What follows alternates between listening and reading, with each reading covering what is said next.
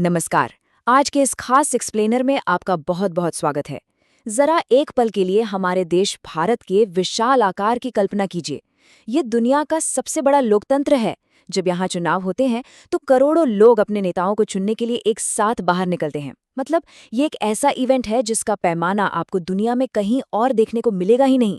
इतने बड़े स्तर पर चुनाव कराना सच में कोई छोटी बात नहीं है। ये अपने आप में एक बहुत बड़ा लॉजिस्टिकल चमत्कार है। अब इतने बड़े स्केल को देखकर हमारे दिमाग में एक बहुत ही दिलचस्प सवाल आता है। आखिर लाखों करोड़ों वोटों की गिनती इतनी जल्दी और इतनी सटीक तरीके से हो कैसे जाती है? जरा सोचिए, करोड़ों लोग वोट कर रहे हैं और फिर भी कुछ ही घंटों में हमारे सामने नतीजे आ जाते हैं। ये कोई जादू नहीं है। इस पूरी प्रक्रिया के केंद्र में एक छोटा सा लेकिन बेहद पावरफुल टूल है, हमारी इलेक्ट्रॉनिक वोटिंग मशीन, जिसे हम सब प्यार से ईवीएम कहते हैं। तो चलिए आज हम इसी मशीन के अंदर झांककर देखते हैं। आज हम जिन मुख्य चीजों पर बात करेंगे वो हैं, पहले पेपर बैलेट के दौर की समस्याएं, फिर हम समझेंगे ईवीएम का डिजाइन और इसके काम करने का तरीका, उसके बाद बात करेंगे इसकी सुरक्षा और वीवीपीटी की, और आखिर में देखेंगे कि इसने हमारे लोकतंत्र की रफ्तार को कैसे बदल दिया है। तो आइए शुरुआत करते हैं हमारे पहले टॉपिक से, इलेक्ट्रॉनिक वोटिंग से पहले का युग, यानी पेपर बैलेट की समस्या। देखिए, ईवीएम आने से पहले की स्थिति बहुत अलग थी। हर चुनाव कागज के पर्चों पर होता था, जिन्हें हम पेपर बैलेट कहते थे। अब करोड़ों पर्चियों को छापना, उन्हें कड़ी सुरक्षा में रखना और फिर इलेक्शन के बाद उन्हें एक एक करके हाथों से गिनना, आप खुद सोच सकते हैं कि इस पूरी प्रक्रिया में कई दिन और कभी-कभी तो कई हफ्ते लग जाते थे। इंसानों से गलतियां होना बहुत आम था। अक्सर कई वोट अमान्य या इनवैलिड हो जाते थे। और हाँ, धोखाधड़ी का रिस्क तो हमेशा बना ही रहता था। लेकिन आज आधुनिक ईवीएम्स के साथ ये पूरी की पूरी गिनती कुछ ही घंटों में पूरी हो जाती है। ये न सिर्फ बहुत ज़्यादा एफिशिएंट है, बल्कि एकदम एक्यूरेट भी है। अगर हम इस पूरे सफ़र पर एक नज़र डालें तो 1990 से पहले सब कुछ पूरी तरह से कागज़ पर ही टिका था। फिर 90 के दशक में एक बड़ा और ऐतिहासिक बदलाव आया।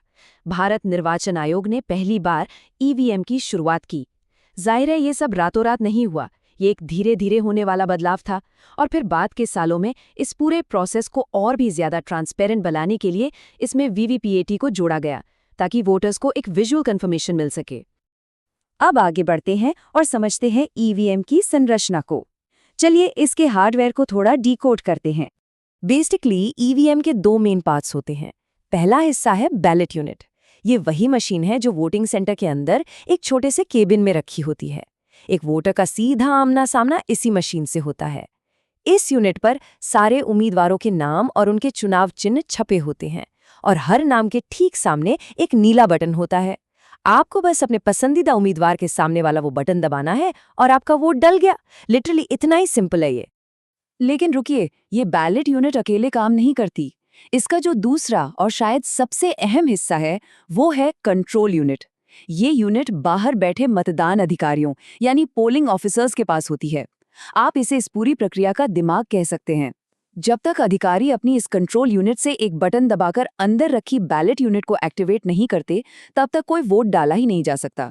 यही वो सिस्टम है जो पूरे चुनाव को सुरक्षित और पूरी तरह से कंट्रोल में रखता है। तो अगर हम स्टेप बाय स्टेप बात करें तो एक्चुअल में वोट डालने का एक्सपीरियंस कैसा होता है? पहले स्टेप में आप बूथ पर जाते हैं और अधिकारी आपकी पहचान वेरीफाई करते हैं। दूसरे स्टेप में आप केबिन के अंदर जाकर अपने उम्मीदवार के आगे का वो नीला बटन दबाते हैं। अब आता है तीसरा और सबसे सैटिस्फाइंग स्टेप। जैसे ही आप बटन दबाते हैं, एक लंबी और क्लियर बीप की आवाज आती है। ये छोटी सी बीप हमें फिजिकली इस बात का एहसास कराती है कि हाँ, हमारा वोट सक्सेसफुली रिकॉर्ड हो गया है। और चौथे स्टेप में आप पास रखी वीवीपैट मशीन के शीशे में अपनी वो प्रिंटेड पर्ची देखते हैं। अब बात करते हैं सबसे क्रिटिकल मुद्दे की, सुरक्षा, विश्वास और वीवीपीएटी। आखिर हमारा वोट सुरक्षित कैसे रहता है? अब आपको लग सकता है कि इलेक्ट्रॉनिक मशीन है तो हैक हो सकती है, राइट? लेकिन ईवीएम की सबसे बड़ी ताकत इसकी सिंप्लिसिटी में ही छुपी है। सबसे जरूरी बात, ये मशीन इंटरनेट से बिल्कुल कनेक्टेड नहीं होती। लिटरली ना कोई वाईफाई, ना कोई ब्लूटूथ। और क्योंकि ये किसी बाहरी नेटवर्क पर है ही नहीं, इसलिए इसे बाहर से हैक करना लगभग नामुमकिन है। इसके अलावा इन्हें हैंडल करने के नियम इतने सख्त हैं कि आप पूछे मत। मशीनों को फिजिकली सील किया जाता है और हर स्टेज पर सभी राजनीतिक दलों के सामने इनकी कई लेयर्स में चेकिंग होती है। और अगर इतनी सिक्योरिटी के बाद भी किसी के मन में कोई डाउट रह जाए तो उसके लिए हमारे पास वीवीपीएट है। भारत के सर्वोच्च न्यायालय यानी सुप्रीम कोर्ट ने भी सिस्टम में पूरी ट्रांसपेरेंसी और लोगों का भरोसा बनाए रखने के लिए वीवीपीएट के इस्तेमाल का मजबूती से समर्थन किया है।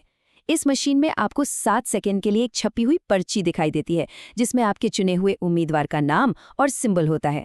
मतलब इलेक्ट्रॉनिक स्पीड के साथ साथ आपको कागजी सबूत भी मिल जाता है। एकदम परफेक्ट कॉम्बिनेशन। चलिए अब आते हैं अपने आखिरी टॉपिक पर, लोकतंत्र की गति और इस पूरी प्रक्रिया के डिजिटल होने का क्या प्रभाव पड़ा है।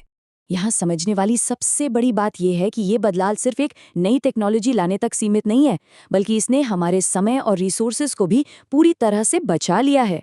एक समय था जब हम नतीजों के लिए दिनों या हफ्तों तक इंतजार करते थे। आज सुबह गिनती शुरू होती है और दोपहर की चाय तक देश को पता चल जाता है कि नई सरकार किसकी बन रही है। और हाँ, जरा पर्यावरण के एंगल से भी सोचिए। पहले करोड़ों पेपर बैलेट छापने के लिए न जाने कितने पेड़ कटते थे। ईवीएम ने कागज की उस भारी खपत को लगभग खत्म कर दिया है, जो इस पूरी प्रोसेस को बहुत ज्यादा इको फ्रेंडली बनाता है। तो इन सब बातों का कुल मिलाकर क्या निष्कर्ष निकलता है? यही के ईवीएम्स सिर्फ प्लास्टिक, तार और सर्किट से बने डिब्बे नहीं हैं। ये सच में हमारे आधुनिक चुनावों की डिजिटल धड़कन है। जरा सोचिए, एक सिंपल से दिखने वाले बटन ने पूरे के पूरे इलेक्टोरल प्रोसेस को मॉडर्नाइज कर दिया है। इसने ये पक्का किया है कि देश का हर नागरिक, चाहे वो पढ़ा लिखा हो या नहीं, पूरे भरोसे और आसानी के साथ लोकतंत्र में अपनी भागीदारी निभा सके। और ये पूरी की पूरी बात इस एक बेहद पावरफुल कोट में बहुत खूबसूरती से समा जाती है।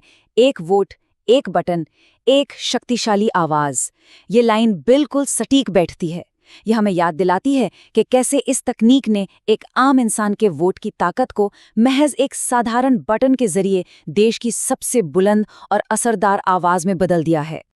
आज के इस एक्सप्लेनर को हम एक बहुत ही दिलचस्प सवाल के साथ खत्म करते हैं।